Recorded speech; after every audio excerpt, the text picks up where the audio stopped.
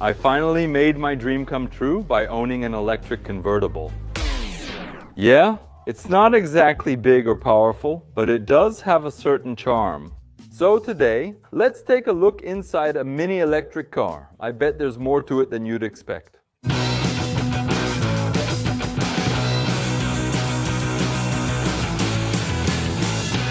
A while back, one of our neighbors told me her daughters had outgrown this little electric car, and it had just been collecting dust in the garage.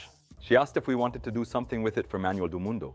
My daughter Melissa got a little upset. She was ready to start a revolution when I said I'd be taking it apart, but I told her I couldn't promise it would stay intact. Still, I'll try to take it for a spin at the end of the video, so we'll see if it survives. Sound good? First things first, how does this thing even work? It came with a power supply, but we couldn't figure out where to plug it in. There's a side port here for a charger, but the plug doesn't match, which leads me to believe this power supply belongs to some other device, not the car. It features an on or off switch, a gear lever for forward and reverse, a button to toggle between remote and manual mode, several buttons, likely for headlights and other functions, and a pedal underneath for the accelerator. Let me start by removing the seat, because that's where most of the secrets are hidden. Take a look at this beauty, a relatively small battery. This is probably the controller board and a little motor. The battery's dead. It is unlikely to hold a charge. I'll hook up a power supply directly to test the motor. It's a 6-volt battery. I'm using a computer power supply with 5 volts. It's weaker, but it should do the trick. Nope, nothing happened. Let's go. I need to turn it on right here. It's trying to start, but it's not quite there. Since I connected it to the battery terminals, I think it's trying to charge. Let's try it without the battery.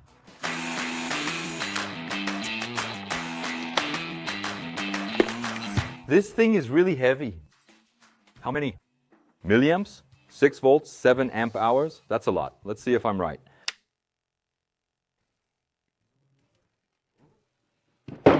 Whoa, does it go in reverse too? Ah, the accelerator had a bad connection. That was the issue. Do you think this is powerful? Just imagine how great this little thing could be. Yeah, maybe by the end we'll have a working car on our hands. One thing that stands out is how empty it is, except for a massive wiring harness with a crazy amount of wires coming out. That means underneath this little car, there must be more components. Let's start with the wheel. There's a box that looks like a transmission. Sounds like there's a motorcycle chain inside. I'm not sure, but let's try something I recently learned. ChatGPT has a feature that allows me to take a picture and ask it questions. So let's go, wide shot. Then I highlight the part I want to ask about. I ask what that part might be and provide a detailed explanation to see if the assistant understands it correctly. This appears to be a bracket or mount for one of the rear wheels of a mini electric car. It holds the wheel onto the chassis while letting it spin freely, and the motor is attached to it. If the motor's mounted to this part, then it's probably part of the transmission system. In that case, it serves as the mount for the rear wheel's drive motor. The electric motor is mounted to this structure to transfer power to the wheels using gears or a belt, depending on the car's design. Nailed it! Want to test something else? One thing I always check when buying a bulb is what type of socket it uses. I never remember the name. What's this bulb socket called again? It's a GU10 base. Is that right? Let's see. Yep, that's it. One thing I'm curious about is whether it can identify the resistance of a little resistor just by the color bands. I already have it written down, so I know the value. I always find it hard to tell just by the colors. To find the resistance, we look at the bands and identify the colors: brown, black, orange, and gold. Brown, black, orange, gold. That should be 10 kilo ohms, but it got it wrong. There's no black band. The little untrained creature thought it saw gold, brown, and orange fur. The actual colors were gold, brown, and orange. You misread it. With gold, brown, orange bands, the resistance value would be 1 times 0.1. Hang on, I want to know the value. So the resistance of this resistor is 100 ohms with a tolerance of plus or minus 5%. It was in my little box labeled 330, and using the calculator app, yep, it was 330. You got it wrong again. It was 330 ohms. You're slipping, huh? Apologies for the mistakes. I'll adjust my interpretation. The resistance is 330 ohms with a tolerance of plus or minus 5%. Once I said it, it was easy, right? But since we're identifying parts from a small car, could it figure one out from a real car? Let's try to identify this here. The turbocharger, shown in the Amarok engine image, increases the amount of air entering the engine. That's it. Pretty wild. But Ibere, you're drifting from the toy car and heading into AI territory. Look, I don't know about you, but I'm curious to open this transmission box and see what's really inside. Enough with the AI talk. Here's the motor, and here's how it transmits motion. And if both ChatGPT and I are right, check this out. It's way cooler than I expected. This is indeed a transmission system featuring significant gear reduction. What does that mean? It means it amplifies the motor's power by reducing speed. So the small, weak motor spins super fast where I'm pointing, but the wheel barely turns. Lots of speed up front, minimal rotation at the wheel. That's how this tiny motor can carry a kid. Am I the only one who wants to see it in action? The motor spins so fast that it starts to heat up the wires. Let's turn it on just for a moment so you can see. Here's the idea. Fast rotation here, slow rotation there. Exactly. Over here on the side is another small black box. I think I already know what's inside. I thought it received the radio signal, but it's the switch that powers the radio on and off. The little switch I flip up top activates the switch in here. Clever, right? And this other one is the gear selector. Now I'm wondering, where does it receive the radio signal?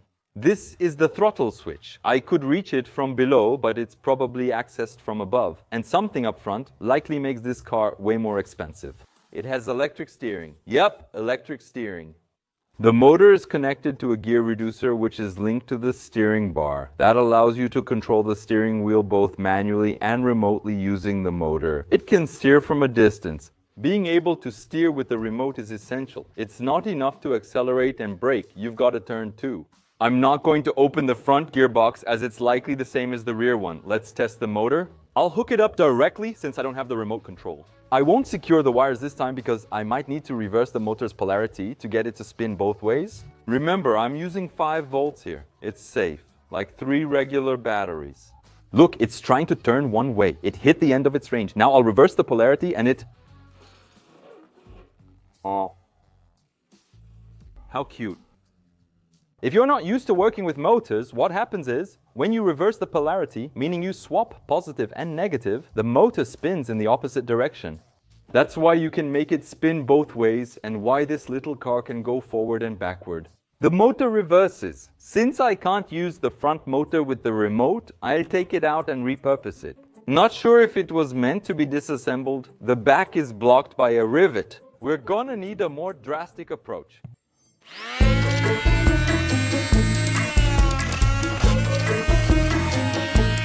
The motor is free now. The steering wheel's loose. All that's left is to check what's behind this panel. There could be something cool in there, maybe a battery box behind the wheel. It simulates a combustion engine. That's pretty fancy. This screw won't come out. This is the remote control switch. There's a tiny speaker here, and in the back, a small mystery board. Can you figure it out? Just as I suspected, it's likely part of a remote control for a toy. We found the remote control receiver, I think. Pretty sure that's what it is, especially since there's a loose blue wire that I thought was the antenna. And on the board it says antenna. Now that we've taken it apart, we've got a great reason to take it for a spin. The windshield's a bit sketchy though, huh? Time for the final test. If this works, you're witnessing the invention of a brand new type of electric car. It's the full plug-in electric vehicle, meaning a car that's plugged in 100% of the time.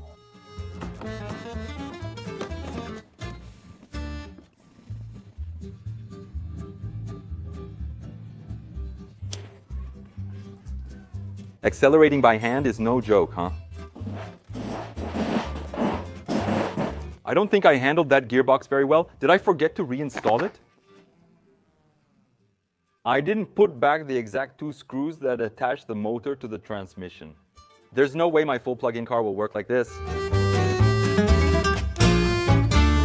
Okay, now it's better aligned.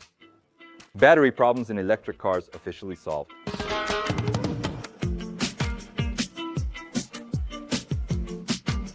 Wow.